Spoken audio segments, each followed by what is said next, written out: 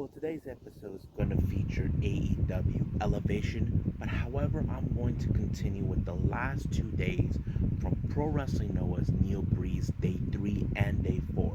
So, let's get started with another episode of Deleted Wrestle Zone.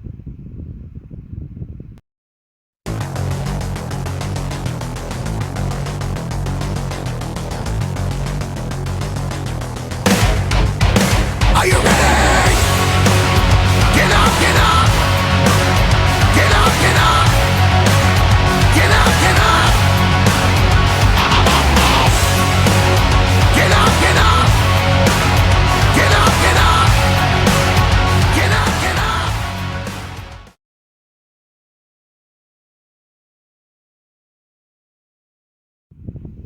Welcome everybody to Deleted Wrestle Zone. All things that is pro wrestling with AEW, NXT, New Japan Pro Wrestling, Impact Wrestling, the National Wrestling Alliance, various promotions, wrestlers, matches, and championships. I am your host, Jay right here. So let's begin with AEW Dark Elevation. It opened up with an interview with Matt Sydal. Now, Matt Sydal last week was a bit upset with how Matt Hardy decided to have Angelico try to take out the leg of his brother Mike after a match between the two. So this time Matt will get retribution for his brother Mike and teach Hardy a lesson. Now that match is the main event for this, but we'll get to that in a bit. Opening match is FTR, Pinnacle's FTR, Cash Wheeler and Dax Harwood taking on Royce Isaacs and Jarrell Nelson, as we know them as the West Coast Wrecking Crew. Pretty much they have a similar background, like a bit of the old school feel, but we all know that the guys like Isaacs and Nelson, they're meant to lose their matches because they're not 100% signed with AEW, but things could change at any given time. It doesn't matter. But it was a good match. I think it was a really decent one. But I can say that FTR won this one anyway. The next match we have Nyla Rose taking on Delmi Exo, who is one half of the Sea Stars along with her sister Ashley Fox. It went on quickly. Basically, it just went straight to a beast bomb, and of course Vicky gave her a shirt that says "I survived the native beast, all I got is this t-shirt." The next match, the Acclaim are of Matt Caster and Anthony Bowen taking on Baron Black and this new guy named Tamilian Venish, who's all the way from India. The Acclaim continues to rise the ranks of the tag team division. Not sure what rank they're in, but we'll see where they're gonna go. But it was a good match. They didn't need to cheat or anything. It kind of went their way and allowing them to win the match. The next match we have the Varsity Blondes along with Julia Hart taking on a brand new team I never heard of. It's called Bums R Us. Yeah, you heard me right. Bums R Us. There's a bunch of guys who look like they're a bunch of hobos, but however the match started with them attacking them, but there's not a lot of information about them as they wanted to, but you can guess that it was Brian Pillman that ended the match, allowing for him and Griff Garrison to pick up a good victory for them. I'm not sure what is their current status on the tag team ranks. Next match we got the Resident Alien, Chris Statlander, along with the Best Friends and Orange Cassidy taking on Renee Michelle. It was a good match. You can guess it was a real fun match, especially when I see Renee Michelle. If you guys know this, she is Drake Maverick's real life wife, and also she is extremely beautiful and hot.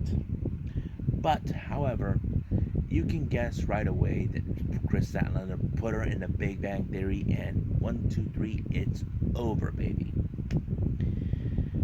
Now, as you know, the feud between Taz and Hangman Page continues on. As you know, Taz was not satisfied with how the outcome of the match between Hangman and Ten taking on Powerhouse Hobbs and Cage. This time, Taz has introduced Paige to Powerhouse Hobbs, who believe that will destroy him and all that. But we'll see that this coming Saturday. Now, the next match is Matt Hardy being accompanied by his band of mercenaries, the Hardy family office, taking on this other guy named Jora Joel. It was a I didn't say it was a good match, but I don't know exactly what they're building up with this because I'll tell you anyway. The match ended in Matt Hardy's favor, but however, Matt Hardy offered a deal with gave an offer to Joel, one that he may have his considering. As you know, that he's not Jora Joel is not originally from the states, so basically, he's trying to play out saying, "I can help you become a bigger star," and all of that. So basically, he thinks that he can make him a better superstar. But why do I get the feeling that Christian Cage is going to convince him, saying it's not worth it because Matt Hardy thinks that Christian violated the terms of agreement. But that's another story for another time. But of course, he did give us some thoughts, so he knows that if he accepts the offer, it would be beneficial. But for him, he feels, would it be beneficial for himself? It's more like Matt Hardy's trying to push him into it. I'm not sure. The next match we got Shawn Spears and Morlow teaming up for the first time, taking on Ryzen and this guy named Cal Hero. You can guess right away with these two guys, it's already done. It was over right from the moment these guys set foot. Next match we have Powerhouse Hobbs taking on Darren Bagstone. I don't know who that guy is, but I'll skip ahead anyway. You can guess the Powerhouse Hobbs won. Next match we have Jade Cargill along with Smart Mark Sterling taking on Robin Renegade. This match also went quick, as you can guess. And of course, before the match started, they were doing a little bit of the promos and all that, so that kind of fits into what they're building up for her. Now, the next match is a tag team. We got Penta Cero, El Cero Miedo teaming with Eddie Kingston, taking on Barry Morales and, of course, Fuego del Sol. But the match was really good. However, it ended with Penta ending it, picking up the 1-2-3 for his team. Next match, we got Caesar Bononi along with the Wingmen taking on Jungle Boy, being accompanied by Jurassic Express. You can guess the Wingmen tried to interfere, but however, it was not enough when it comes with the smallest, craziest person and the dinosaur getting away. It did allow for Jungle Boy to finish him off with something similar as a Shining Wizard, but he won by pinning Caesar Bononi the 1-2-3. And the main event is, of course, Jack Evans versus Matt Sydal. I have to say it was a pretty good match. To me, I have that distinct feeling that this is going to lead to a feud between not only Matt Hardy but also and Matt Sydal. I feel like maybe Sydal may start building a faction with not only with his brother but someone else. But we'll see how that goes. I mean, Matt Sydal did a pretty good job in this match, allowing himself to win match, and there was no interference coming from the Hardy family office. So that's pretty much how it ended.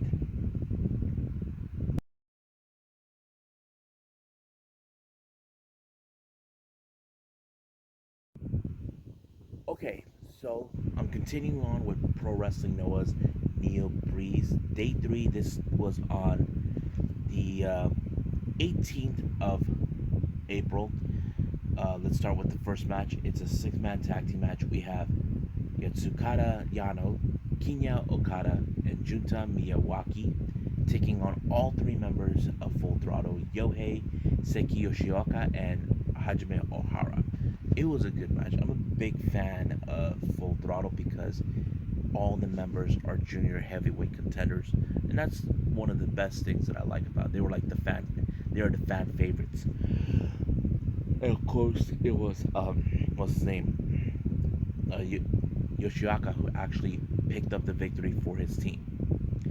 Now, before the next match, I don't know what they introduced three new young boys. Basically, these are wrestlers that are starting their training. They just introduced them. I don't know their names. I know they mentioned them, but I didn't get the information that I needed from that. But we'll see how that goes. Next match we have Kai Fujimura taking on Daisuke Irada. It was a pretty good match. Irada, very impressive, one of the best junior heavyweight contenders in Noah. Um, I expected Irada to win regardless. Ugh, excuse me. The next match we have is the Funky Express, Shohei Taniguchi and Muhammad Yone taking on um, Yoshiki Inamura and Kaito Kiyomiya. This was one of those matches where you see now the younger wrestlers are now picking up the slack against veterans like Taniguchi and Yone. And I have to say it pretty played well because Kiyomiya is one of those wrestlers that will be rising, and it was him who picked up the victory for his team. The next match, once again, the feud continues, this time with Kotaro Suzuki, Nosawa Rongai, and Hakuto Hidaka taking on Stinger, Ogawa, um, Hayata, and of course Suzumu. This continues on. Not only that, oh my god, Ikuto got himself disqualified, allowing for Stinger to win, but however, it just keeps continuing on. This feud between them will never end. Next match, we have a Sugiura Gun showdown between members within its own faction. On the one hand, we have Kazushi Sakuraba teaming with Takashi Sugiura, taking on the other members of the faction, Kazuyuki Fujita and Keno Kanshin. It was a good match. It kind of went down. The reason this match was built up, Fujita is the current GHC national champion, and the challenger is the leader of the faction, Takashi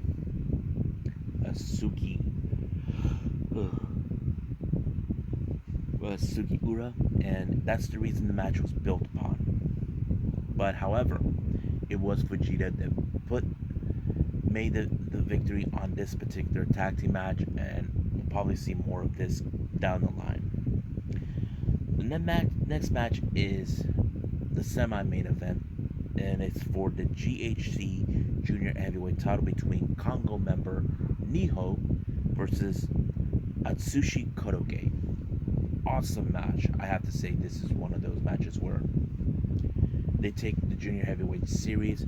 There's a lot of history with the Junior Heavyweights that no one understands, but that's another discussion for another time. So practically, that is something will discuss about. But great match. I enjoyed it. I was like, I was hoping that Kotoge does not lose the title, but luckily he did not. He retained it, and he will continue to be the top star of the Junior Heavyweight division. Finally, the main event, we have members of Congo. This is their tag team champions, Katsuhiko Nakajima and Masa Miya, taking on M's Alliance, Naomichi Marufuji and Keiji Muto. Now, this match, I can tell it was really good, but however, the ending of this match was very interesting. It was what's his name? Kitamiya, who put Keiji Muto in a submission, basically make him tap out. However, because he did this, now Keiji Muto at that time was the GHC heavyweight champion, so Kitamiya will get a shot of that title. I think that will be on the Glory event, but I'll get to that as soon as possible. And I think that's pretty much it we got for day 3. So let's move on with day 4.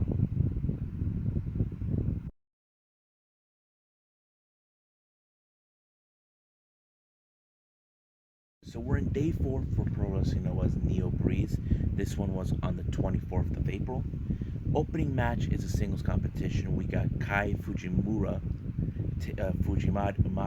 taking on Hajime Ohara of Full Throttle.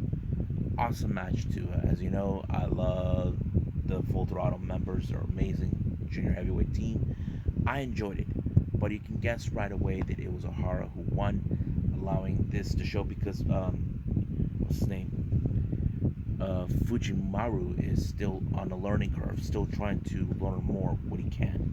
But he's always had some losing matches, a lot. The next match we have is a tag team. We got Yasudaka Takayano and Kinya Okada taking on Junta Miyawaki and Yoshiki Inamura. Great match because I think they put on a little bit of the powerhouse on Inamura's part that allowed him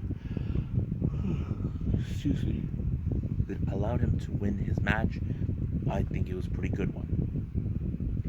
Next match we have Neo taking on Takashi Sugiura.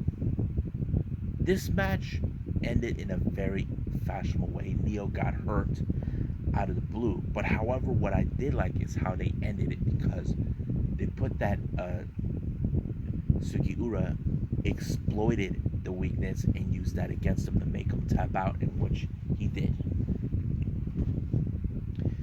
Next match we have is the Funky Express, Shohei Taniguchi and Muhammad Yona taking on the Aggression of Congo, Masakiyamiya and Natsuhiko Nakajima. Now, this was also a very good match, but however, there is a reason why this match was built up. It was at the end. It was what's his name?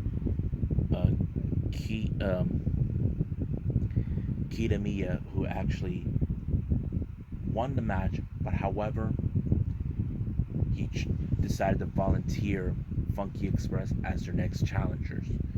So that will be interesting too to see.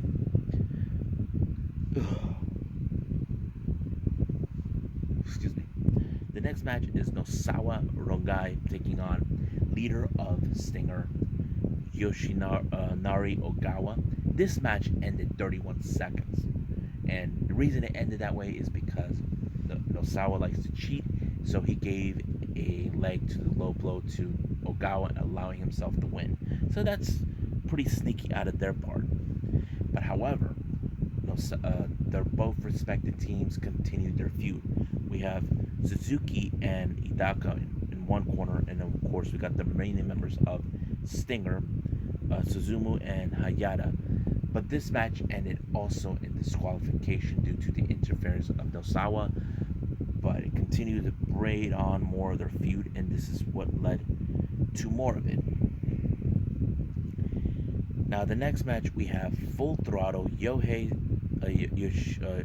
Seki Yoshioka teaming with Naomichi Marufuji taking on Momo no Senshi Tag, consistent of Atsushi Kotoge and Daisuke Irada, teaming with Kato Kiyomiya. I have to say, like, again, I've been watching Kato Kiyomiya evolve. He's now becoming a big star. I doubt that he will win the GCW heavyweight title anytime soon, faster, but we can see that with him down the line. And it was a good match. And of course, Kotoge and Naidada are two of the best best Noah Juniors in the division, and it's pretty great to see. And I enjoyed it, but it was in fact Kotoge that picked up the victory for his team that allowed him to continue show what a great talent he is. And I think that's pretty much it we got for Pro Wrestling Noah. Now, Before I go, I want to apologize again. I was supposed to do another review with a freelance show down in Japan. This one is from Guyism. Uh, Turns out this one is a very long event, like almost 4 hours. Now, I may have to do that one by itself. I may review that one this coming Sunday, and the video review may not come out till the following day on Monday. So that's pretty much it from that. I think, oh yeah, coming up, we do have more on New Japan Pro Wrestling's Kizuna Road is back. Some of the other events were not televised. Then I'll throw in new NWA Power, AEW Dark, and of course NXT. So, but for now, I'll see you guys in the next DWZ time, same DWZ channel. I must bid all of you adieu. So, goodbye, and have a nice day. Bang.